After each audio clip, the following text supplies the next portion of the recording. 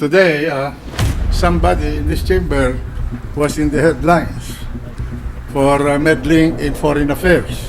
And I'm sure that you resented my statement when we were in the cabinet, when you were presenting your supposed position as against the position of the Department of Foreign Affairs, when President Aquino invited me to attend a cabinet meeting on the Scarborough. You went to China, you asked the ambassador of the Philippines there, Madam Brady, for a meeting, and you said, do not take notes during our conversation. And you called the Secretary of Foreign Affairs a traitor. In fact, you told me that he committed treason. Senator Trillanes has been quietly, secretly, clandestinely meeting with the Chinese about the Scarborough and the South China or the West Philippine Sea. In the Philippines, no one cares about Panatag Shoal. He said to Mrs. Brady, sa Pilipinas, walang may gusto na sa atin yung Panatag, yung Scarborough Shoal. Yan ang sinasabi niya. Pilipino ba yan? Makabayan ba yan?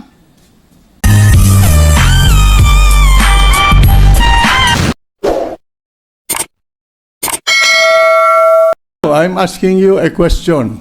You went to China, you asked the ambassador of the Philippines there, Madam Brady, for a meeting, and you said, do not take notes during our conversation, and you called the Secretary of Foreign Affairs a traitor. In fact, you told, I will read it to the record, the notes that Mrs. Brady or Ambassador Brady wrote about your conversation with her in Beijing on August 12, 2012.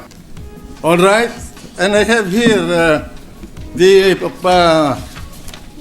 white paper that you've been writing about the Secretary of Foreign Affairs.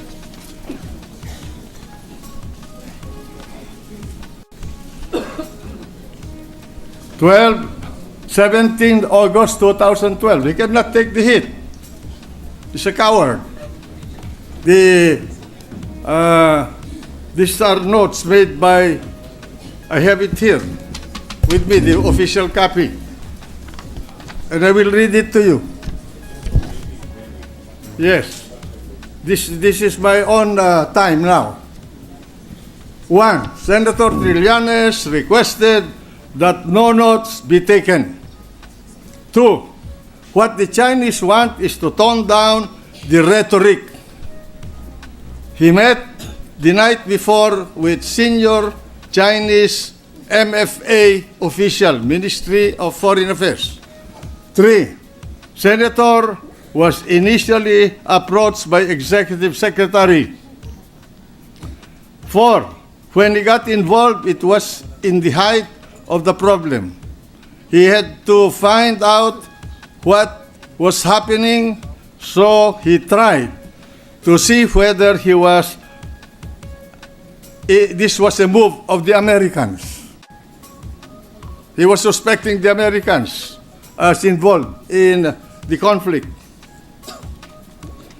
He ascertained that they do not want any conflict, especially in an election year. I think the word "they" there refers to the Chinese. 5. On Secretary Del Rosario, U.S. has already let him go. Binitiwan na siya. This is the note of Brady. In the July meeting, Hillary Clinton did not speak up for us. Secretary Del Rosario is committing treason. This is a senator of the Republic calling our secretary a treasonous person. In a foreign land, he does not even know when treason arises. 6. We are internationalizing the issue because of Secretary Del Rosario. This is his move. 7. There was never any negotiation between the Chinese and the Americans. Just a meeting with Kurt Campbell. Mr. Campbell was not a negotiator. besides Secretary Del Rosario, was not there. 8. The arrangement being looked at by the senator, meaning Senator Trillanes, was one side would leave first, then the other side, then the next, etc. They were talking about the manner of evacuating Scarborough. He then received a call from Pinoy saying, why are the Chinese still there?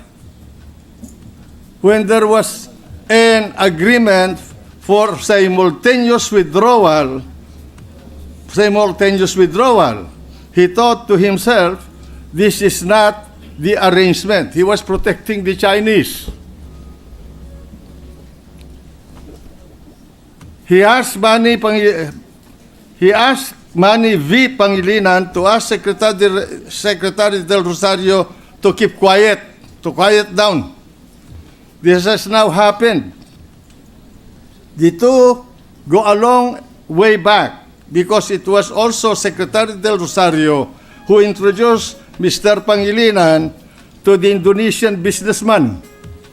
During the days of the PLDT, Secretary Del Rosario confronted the Yuchenko Group / shareholders and threatened them.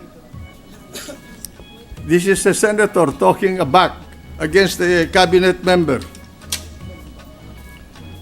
10. The 2+2 meeting in the U.S. Mr. Pangilinan was paying a lobby group to get that meeting. This is number 10. It says the 2+2 meeting in the U.S. Mr. Pangilinan was paying a lobby group to get that meeting. I do not know what that 2+2 meeting was all about. We thought all along it was with the accord of the U.S. 11. DFA was the one who kept releasing press articles. Now the press is turning their back on Secretary Del Rosario. In this way, he is being marginalized. The release of the picture of a man planting flag on Panatag is from the 1980s, so this was rehearsed. On the Hasa grounding of the Chinese frigate, there was supposed to be no press release, but when the DFA got hold of it, it released it to the media. The ramming was also an incident that was released to the press. Trillanes wanted everything that was happening in Scarborough to be made secret so that it will protect the interest of the Chinese.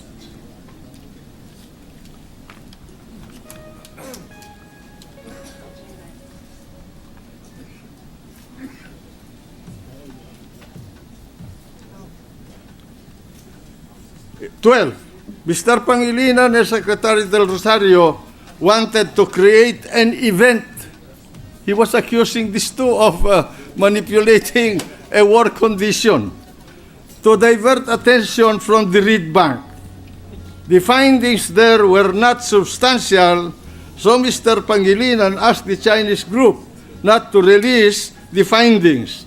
They needed time to ensure that they can recover their investment first sell off to another buyer. Imagine.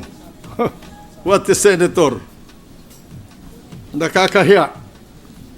There were alarmists. 13. There were alarmists in the palace meeting when Secretary Del Rosario presented the invasion of Luzon. I was there. This is not a total falsehood. So nabilog ang ulo ng lahat. You saw this in the meeting. Even Senate President Enrile wanted to cut relations. This is very alarmist. This gentleman is foisting falsehood. I was there, President Aquino was in front of me. I was directly in front of him, and he was the Secretary of Foreign Affairs, poor Secretary of Foreign Affairs, who was being pilloried by this novato in foreign relations, accusing him of not knowing his job. And I said, I support the position of the Department of Foreign Affairs. We should involve our allies and friends in this discussion because we cannot handle the Chinese on a bilateral basis. But he was insisting on a one-on-one dealings with China. What bargaining position do we have? He's supposed to be a trained military mind, but he does not know anything about military strategy.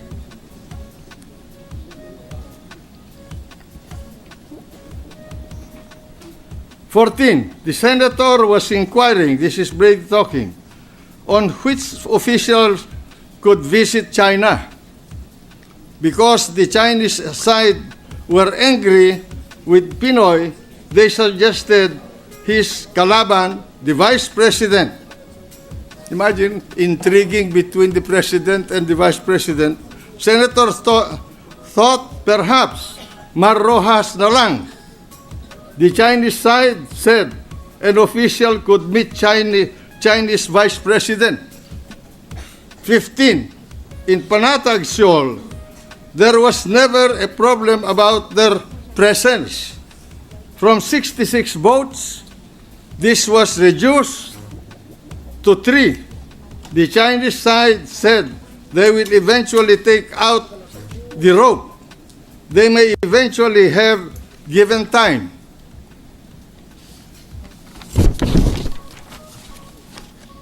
16.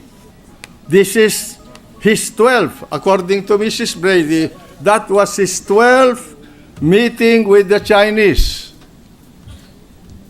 Senator Trillanes has been quietly, secretly, clandestinely meeting with the Chinese about the Scarborough and the South China or the West Philippine Sea. Pinoy called the senator when he saw that the Chinese did not keep their word to withdraw. Pinoy did not know of the arrangements being made by the senator. Imagine talking to an enemy of a potential enemy of this country 16 times. What did he discuss with these people? Who initiated the discussion? Did he? Or did they? Did they pay for his trip to Beijing? He should answer. That's why he could not be here, because I'm going to ask him. My God, this guy is a fraud.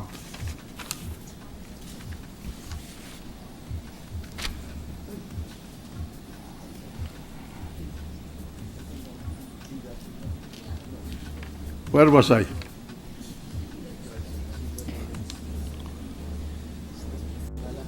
Pinoy gave his clearance to pursue. 17. Pinoy did not know that talks were suspended with the Chinese for 2 weeks. 18. Pinoy gave his clearance to pursue initiatives on back-channel talks. This is his representation to Mrs. Brady. 19. In the Philippines, no one cares about Panatag Shoal. He said to Mrs. Brady, sa Pilipinas, walang may gusto na sa atin yung Panatag, yung Scarborough Shoal. Yan ang sinasabi niya. Pilipino ba yan? Makabayan ba yan? My God, what kind of a senator is this?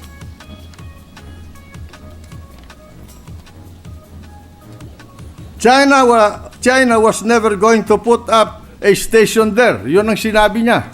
Sinabi ni Trillanes. He was speaking for China. If China wanted to, they would have done so already. That was his position. He did not realize that the whole China Sea is being claimed by China. And yet he claims to be an expert in international law, expert in security, expert in geopolitical struggle, expert in foreign relations. About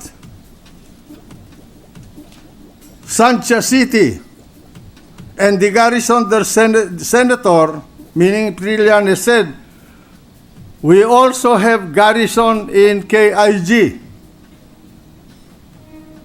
I think this is Kalayaan Island group. Garrison ba yun? Ako nagpalagay nung airstrip doon para mabigyan natin ng ayuda yung ating mga sundalo doon. Pero hindi garrison yun. Hindi kagaya nung sinusuportahan niya na bansa na meron na mga fortification doon. Para sa kanya, hindi fortification yun. Laruan lang yun. Ewan ko sinong nagturo sa kanya sa Philippine Military Academy. Besides, this is for their domestic audience. Domestic audience daw. Pero kinukuha nila ang lugar natin. Pero sa kanya, parte lang ng politika ng China ito. Oh, the Chinese could have attacked our garrison if they wanted to. What a military mind. We also have a sunken ship in the area which we did on purpose. So, ito pinagmamalaki niya. Siguro, baka siya ang nagpalubog dito. Pero hindi ko narinig ito when I was still in the Defense Department. Hanggang ngayon ko lang narinig ito. He told the Chinese, Trillanes told the Chinese, that we cannot enforce our coastal protection. That is the kind of a Filipino senator you have here. He told the Chinese that we cannot enforce our coastal protection. Our fishermen are living on subsistence fishing. They cannot therefore fish too far. Ibig sabihin, pamigay na lang ninyo yung Scarborough Shoal. Tumakbo tayo. Sapagkat tayo ay mga duwag. Ha? Magkukunwari, pupunta sa galerya, magpapakita sa media para tumakbo lamang.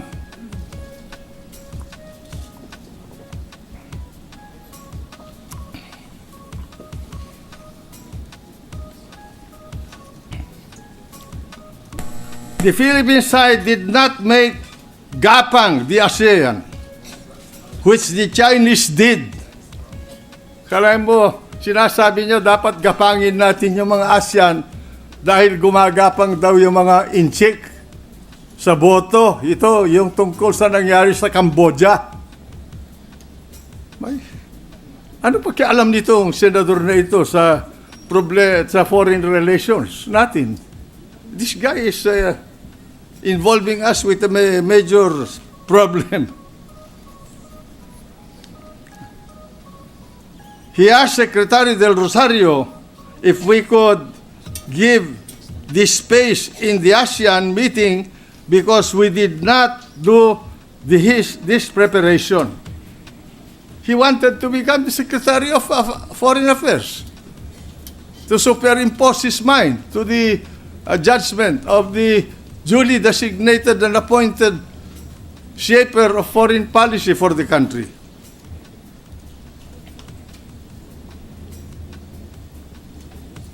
So, now, we fought with everyone. Sabi niya, lumalaban na tayo.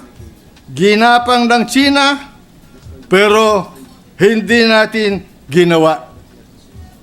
Akala ko ba gusto niya peaceful, pero gusto niya makipaggapangan. On the issue of bananas and tourists, they can be fixed quickly if the Chinese leadership wanted. Ayos na ang bananas. Inayos daw niya. Pinagmamalaki niya. Siya daw ang nagpaalis ng mga 40 vapor ng China doon sa Scarborough Shoal. Yun ang pinalalabas niya eh. Pinagtatawanan lang siya. Maski sa Malacanang, marami na bubwisit sa kanya nung nandun kami, kaya lang hindi ko na sinabi sa kanya. The Chinese side suggested a visit of the OTC Secretary to China. Sinabi niya. On the Chinese ships that did maneuvers towards Philippine ship, he said, meaning Trillanes said, that these are ordinary moves that ships would do. Aba, napagkagaling naman itong admiral na ito. Senator was saying, meaning Senator Trillanes was saying that Del Rosario should be replaced by Mar Rojas.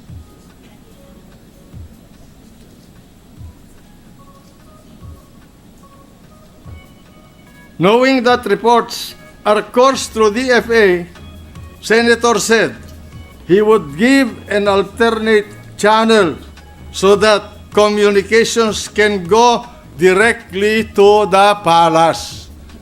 He arrogated unto himself to become the channel of foreign policy from him to Malacanang.